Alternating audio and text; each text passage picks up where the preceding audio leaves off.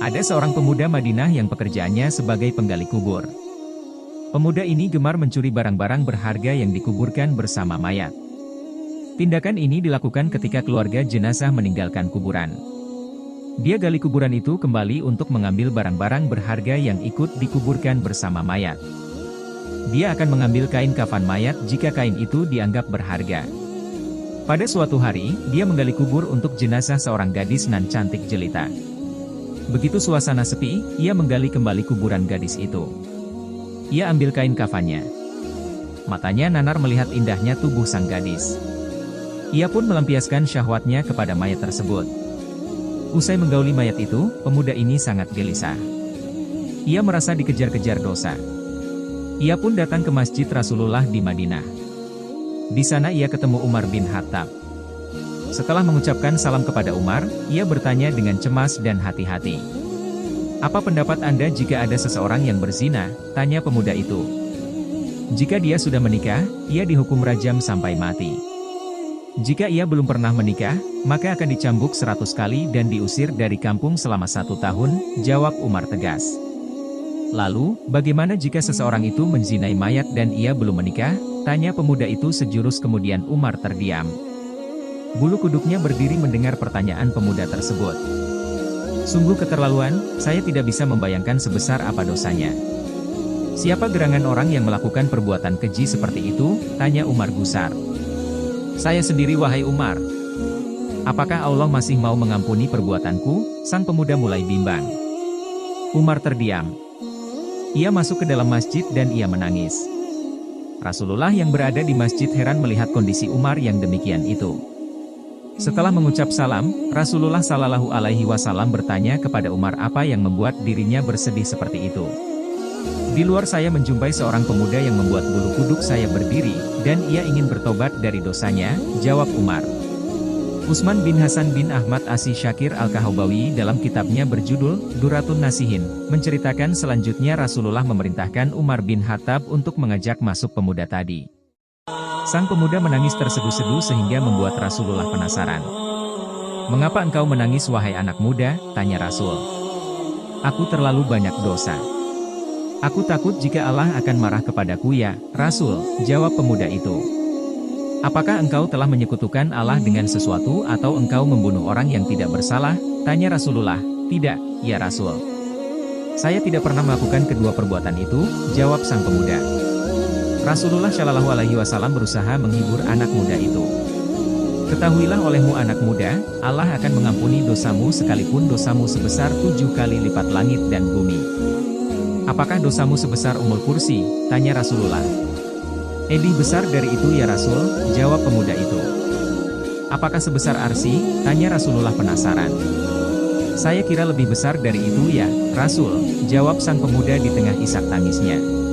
"Sebenarnya dosa apa yang kau lakukan? Coba kau katakan kepadaku," pinta Rasul. "Sungguh saya malu untuk mengatakannya," jawab pemuda itu. "Jika tidak kamu katakan maka dosa itu akan tetap membebani jiwamu," bujuk Rasulullah. Pemuda itu terdiam. Kepalanya menunduk melihat lantai masjid. Ia mulai memberanikan dirinya untuk mengatakan apa yang telah ia perbuat. 7 tahun saya bekerja sebagai penggali kubur. Suatu ketika ada mayat kaum Ansyar. Ia masih gadis dan sangat cantik. Secara diam-diam saya menggali kuburannya lalu kubuka kain kafannya. Awalnya saya ingin meninggalkannya tetapi syahwat saya bergelora. Maka kulampiaskan syahwatku dengan menzinahi mayat itu sampai puas. Setelah itu saya tinggalkan begitu saja.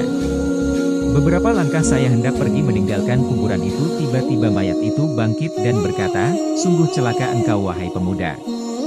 Apakah engkau tidak malu kepada Tuhan yang kelak membalasmu di hari kiamat? Pada saat semua orang dituntut balas, engkau membiarkan aku dalam keadaan telanjang dan berhadas besar di hadapan Tuhanku."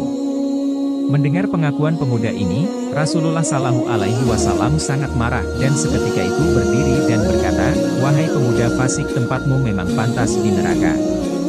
Keluarlah dari tempat ini." Sang pemuda keluar dengan hati yang hancur dan jiwa tak bersemangat. Tak ada harapan baginya untuk mendapatkan pengampunan dari dosanya. Sebenarnya ia ingin bertobat dengan sebenar-benarnya kepada Allah. Dia terus melangkah tanpa tahu arah dan tujuannya. Nabi ingin mendengar petunjuk langsung dari Allah tentang peristiwa yang baru saja beliau dengarkan. Di sisi lain, pemuda itu kemudian pergi menyendiri dalam sebuah gua di gunung. Di sana dia menangis, meminta ampun kepada Allah. Dia bersumpah tak akan keluar dari gua sebelum Allah memaafkannya dan menyampaikan ampunannya itu lewat Rasulullah Sallallahu Alaihi Wasallam. Setelah 40 hari, tubuh dan wajah pemuda itu berubah drastis. Selama di dalam gua, dia hanya bertahan hidup dengan makanan yang dia temukan dalam gua. Ia berdoa, "Oh Tuhannya Nabi Muhammad, Tuhan Nabi Adam dan Hawa, jika aku telah Engkau ampuni sampaikanlah kepada Nabi Muhammad dan para sahabatnya. Namun jika kau menolak tobatku ini, bakarlah aku di dunia dan bebaskan aku dari siksa di akhirat. Sungguh saya tidak akan sanggup menerima siksamu di akhirat kelak." Bersamaan dengan itu Allah mengutus malaikat Jibril untuk menemui Rasulullah Sallallahu Alaihi Wasallam. "Wahai Muhammad, Allah menyampaikan salam kepadamu, dan Allah bertanya, apakah engkau yang menciptakan makhluk?" tanya malaikat Jibril. "Allah yang menciptakan diriku dan semua makhluk," jawab Rasulullah. "Apakah engkau yang memberikan rezeki kepada mereka?" tanya Jibril. "Tidak. Hanya Allah yang mampu memberikan rezeki kepada makhluknya," jawab Rasulullah. "Apakah engkau yang menerima tobat mereka, atau engkau yang menghukum mereka atas dosa-dosa mereka?" tanya malaikat Jibril. "Maha suci Allah yang maha memberi pengampunan," jawab Rasulullah. "Wahai Muhammad, Allah berfirman, maafkanlah hambaku, karena aku telah mengampuninya," kata malaikat Jibril. Orang-orang yang apabila mengerjakan perbuatan keji atau menganiaya diri sendiri, mereka ingat akan Allah, lalu memohon ampun terhadap dosa-dosa mereka, dan siapa lagi yang dapat mengampuni dosa selain daripada Allah? Dan mereka tidak meneruskan perbuatan kejinya itu, sedang mereka mengetahui.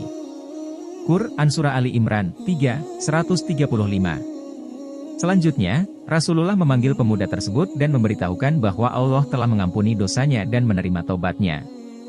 Tak lama kemudian pemuda ini meninggal dunia.